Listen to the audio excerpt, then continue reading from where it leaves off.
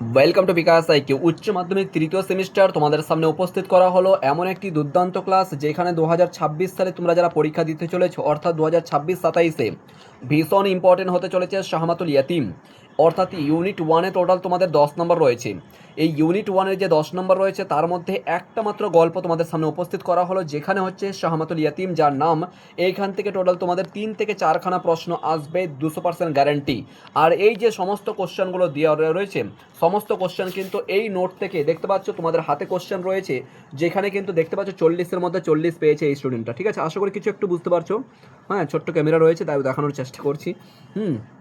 দেখতে পাচ্ছ এই যে নোটটা রয়েছে তোমাদের সামনে, এই নোটটা থেকে 3 থেকে 4খানা কোশ্চেন 100 to 100 আসবে, 200% গ্যারান্টি। এখানে কার কার জন্য উপযোগী হবে? এক নম্বর হচ্ছে মাদ্রাসা বোর্ড, অর্থাৎ ফাজিলে, যারা ফাজিল 2027 সালে পরীক্ষা দিতে চলেছ, তাই না? এমসিকিউ প্যাটার্ন 2026 সালে হবে, মানে তোমাদের মার্কশিটে কিন্তু 27 লেখা থাকবে, 2027 লেখা থাকবে। 2 নম্বর হচ্ছে স্কুল বোর্ড অর্থাৎ এইচএস ক্লাস 12-এর জন্য। দুই টাইপের প্রশ্ন রাখা হয়েছে, অ্যারাবিকে প্রশ্ন করা হয়েছে, বাংলাতেও প্রশ্ন করা হয়েছে। অ্যারাবিকে প্রশ্নটা হবে ফাজিলের ক্ষেত্রে, অর্থাৎ যারা মাদ্রাসা বোর্ডে পরীক্ষা দিতে তোমাদের অ্যারাবিকে প্রশ্ন হবে, আর বাংলাতে প্রশ্ন হবে যারা তোমরা স্কুল বোর্ডে পরীক্ষা দিতে চলেছো, রাইট? দুটো বোর্ডের ক্ষেত্রে কিন্তু উপযোগী হবে। আরবি এবং বাংলা দুটোতেই কিন্তু উত্তর উল্লেখ করে দেওয়া হয়েছে। আশা করি তোমাদের কোনো অসুবিধা হবে না। চলো স্টার্ট করা যাক। 2 নম্বর কথা হচ্ছে, অবশ্যই ক্লাসটা শুধুমাত্র তোমার মধ্যে সীমাবদ্ধ রাখবে না, তোমার ফ্রেন্ডের সঙ্গে কিন্তু অবশ্যই শেয়ার করে দিও, ঠিক আছে? তারাও যেন কিছু না কিছু হলেও উপকৃত হতে পারে। আর নিশ্চিত রূপে মানে নিশ্চিত থাকো যে সমস্ত নোটসগুলো আমরা প্রোভাইড করছি এর মধ্যেই থাকবে। বিগত বছরে 40-এর মধ্যে 39টা এমসিকিউ হুবহু কমন দিতে পেরেছে ভাই, এতটা বিশ্বাস রাখো। এবারও কিন্তু 40-এর মধ্যে 40 মানে টার্গেট করছি আর কি, 40-এর মধ্যে 40 থাকবে। চলো স্টার্ট করা যাক। প্রথমত হচ্ছে কি, শাহমাতুল ইয়াতিম, এটা মাথায় রাখবে, এটা গল্প, এটা কবিতা নয়, ঠিক আছে? এইখান থেকে বিগত বছরে দেখেছিলাম একদম পুরো সিলেবাস থেকে মানে তুলে দিয়েছিল যে একটা গল্প অথবা কবিতা থেকে তুলে দিয়েছিল, বলছিল যে এটা গল্প না কবিতা, এই মতন সামথিং স্কুল বোর্ডের সামথিং আর কি কোশ্চেন ছিল, ঠিক আছে? তো আর কি এই সময় কিন্তু সিলেবাস থেকেও পুরো তুলে দেয়। যাই হোক না কেন, শাহমাতুল ইয়াতিম যিনি লেখক হচ্ছেন কি, আবুল হাসান আলী আন হোসাইন আন নদবী, খুব ইম্পর্টেন্ট, ঠিক আছে? আবুল হাসান আলী আল হোসাইনি আন নদবী, খুব ইম্পর্টেন্ট, আমাদের কিন্তু ইন্ডিয়ান রাইটার, ঠিক আছে? ইনি ছিলেন কি ইন্ডিয়ান রাইটার, ভারতীয় লেখক ইনি, ঠিক আছে? এই নামটা মাথায় রাখবে। চলো কি বলা রয়েছে, কে শাহমাতুল ইয়াতিমের লেখক কে, বা শাহমাতুল ইয়াতিম কে লিখেছেন। ওকে, তাহলে আবুল হাসানি আলিউন নদবী, বা আবুল হাসান আলী আল হোসেনি আন নদবী, এই মতন নামটা থাকবে, ঠিক আছে? তাহলে সহজ আছে, এইটাও কিন্তু অবশ্যই মাথায় রাখবে প্রথমত। 2 নম্বর প্রশ্ন হচ্ছে, মা মা'না কালিমাতু শাহামা, শাহামা শব্দের অর্থ হচ্ছে কি? শাহামা শব্দের অর্থ হচ্ছে কি? আল কারামা, অর্থাৎ আত্মসম্মান। 3 নম্বর প্রশ্নে এসো যে মা মা'না কালিমাতি ইয়াতিম, ইয়াতিম শব্দের অর্থ কি? ইয়াতিম শব্দের অর্থ কি? ইয়াতিম বলতে কি বোঝো? আল্লাজি মাতা আবুহু, যার বাবা নেই তাকে ইয়েতিম বলা হয়, ঠিক আছে? অ্যারাবিক ভাষাতে বা অ্যারাবিক ল্যাঙ্গুয়েজে। মা ইসমুল মসজিদুল মুজাক, কি বলছে?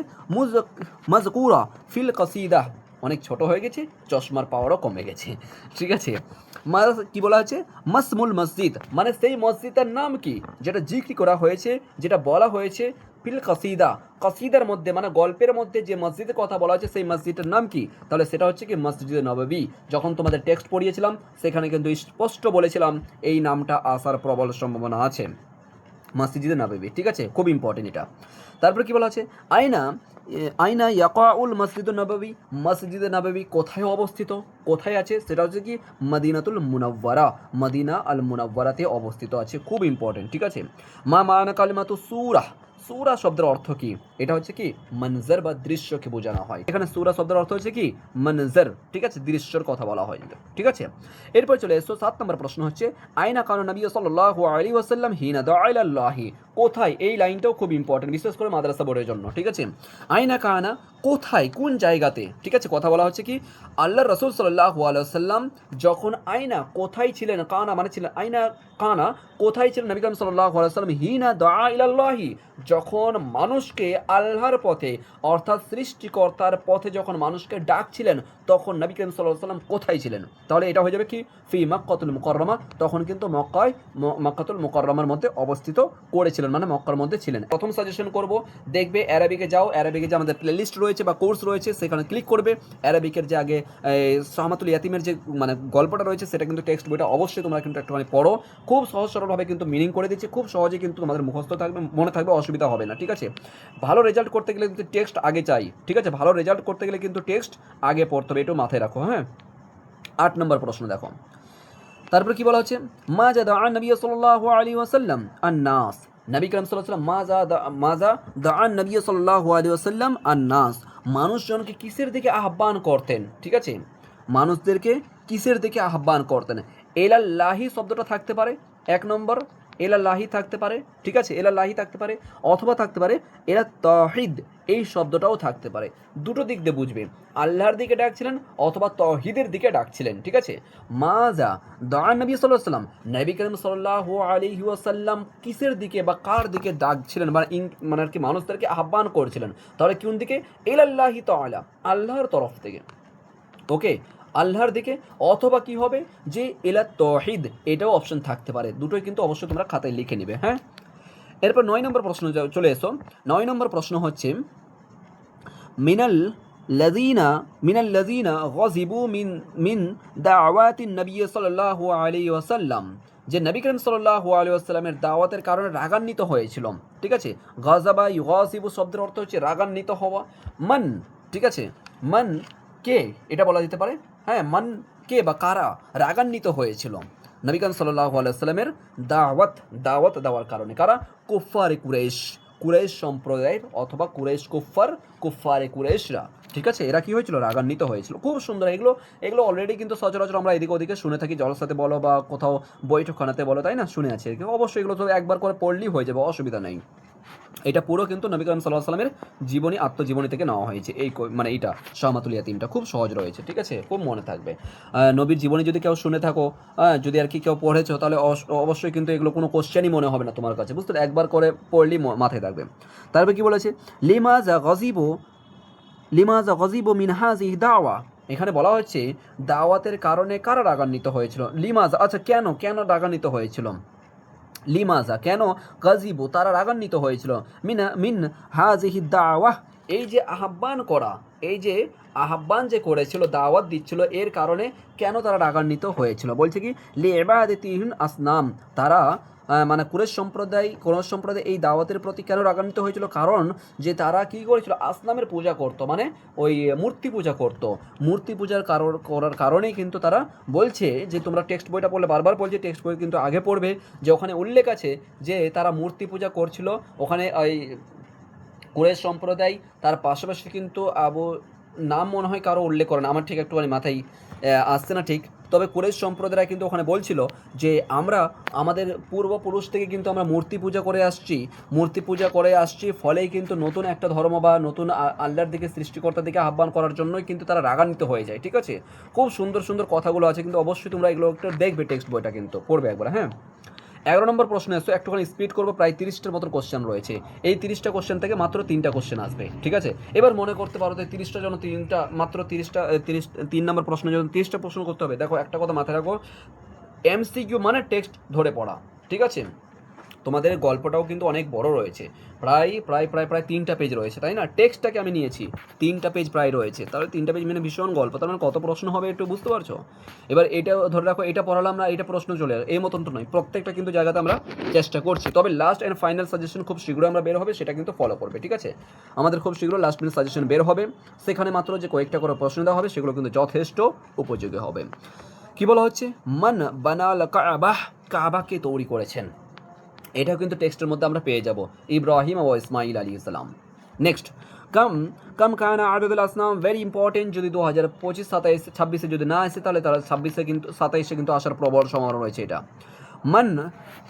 কম মানে কতগুলো, কানা আদদুল আসনাম কতগুলো মূর্তি ছিল সেখানে, আল্লাতি কানাত ফিল কাবা, কাবার মধ্যে কতগুলো মূর্তি ছিল, সলাসুমিয়া ওয়াসিত্তুনা 360টি মূর্তি। দেখো এখানে তোমাদের স্কুল বোর্ডের জন্য কিন্তু এইটা উল্লেখ করে দিবে, ঠিক আছে। মানে অপশনগুলো কিন্তু 1 মিনিট দেখো, এই যে অপশনগুলো রয়েছে না, এই যে দেখো অপশনগুলো রয়েছে, অপশনগুলো কিন্তু অ্যারাবিকে দিয়ে দিয়েছে, বুঝতে পারছো। কোশ্চেন কিন্তু করেছে বাংলাতে, বাংলা এবং ইংরেজিতে আছে, কিন্তু অপশন কিন্তু অ্যারাবিকে আছে। সেই জন্য বলবো অপশনের জন্য ভাই পড়তে হবে, কিচ্ছু করার নেই, মুখস্থ রাখতে হবে। সলায়াসু মানে 3, মিয়াত মানে 100 মানে 3, আবার সিত্তুনা মানে 60, ঠিক আছে। দেখো অপশনগুলো প্রায় কিন্তু ইসের মধ্যে আছে, একদম প্রায় কিন্তু আমাদের অ্যারাবিকের মধ্যে অপশনগুলো দিয়েছে। সেই জন্য বলবো যে অপশনগুলো কিন্তু কিছু না কিছু তোমাদের স্কুল বোর্ডের জন্য কিন্তু অবশ্যই কিন্তু মাথায় রাখতে হবে, ঠিক আছে। ওকে, তাহলে 360 খানা হয়ে গেল। সলাসা মানে 3, ওয়াহিদ মানে 1, ইসনান মানে 2, এই মতন করে এগুলো অলরেডি তোমাদের বলেছিলাম যে 1 থেকে 10 পর্যন্ত মুখস্থ রাখার কথা, আর অলরেডি অনেক স্টুডেন্ট মুখস্থ অলরেডি করে নিয়েছে। মা হুয়া জামা কালিমাতু সানাম, এই যে সানাম শব্দের কি হচ্ছে, জামা মানে প্লুরাল কি, তাহলে হয়ে যাবে আসনাম, এটাও দেখবে, ঠিক আছে। আসনাম অর্থাৎ সানাম শব্দের অর্থ কি, মূর্তি, তাই না, আর আসনাম হচ্ছে প্লুরাল, বহুবচন, ঠিক আছে। নেক্সট 14, কাইফা সাবারাল মুসলিমুনা আলা আলা, কি আছে এটা, আজা, 1 মিনিট দ্বারা জুম করছি ভাই, পাওয়ার কমে গেছে চশমার, কিছু করার নাই। আলা আজা কুরাইশ, আচ্ছা এখানে বলা হচ্ছে কাইফা, কাইফা সাবারা, কিভাবে মুসলমানরা, কিভাবে মুসলমানরা কুরাইশদের অত্যাচারে বিপরীত হওয়ার পর মুসলমানরা কিভাবে ধৈর্য ধারণ করেছিল। কাল জিবাল, একদম খুব সুন্দর কথা, এটা আমি টেক্সট পড়ার সময় কিন্তু আমি বলেছিলাম কার সঙ্গে তুলনা করা হয়েছে, মুসলিমদেরকে কার সঙ্গে তুলনা করা হয়েছে, পাহাড়ের সঙ্গে তুলনা করা হয়েছে, যে পাহাড় যেভাবে অটল থাকে, পাহাড় যেভাবে নড়াচড়া করে না, ঠিক সেইরূপভাবে কিন্তু মুসলমানরা ধৈর্য ধারণ করেছিল সেই সময়টাতে, যখন কাফেরে কুরাইশরা যখন আর কি করতো, অত্যাচার করতো, কাফেররা যখন অত্যাচার করতো, তখন কিন্তু মুসলিম সম্প্রদায় কিন্তু কাল জিবাল, পাহাড়ের মতো কিন্তু কি করেছে, ধৈর্য ধারণ করেছে, ঠিক আছে।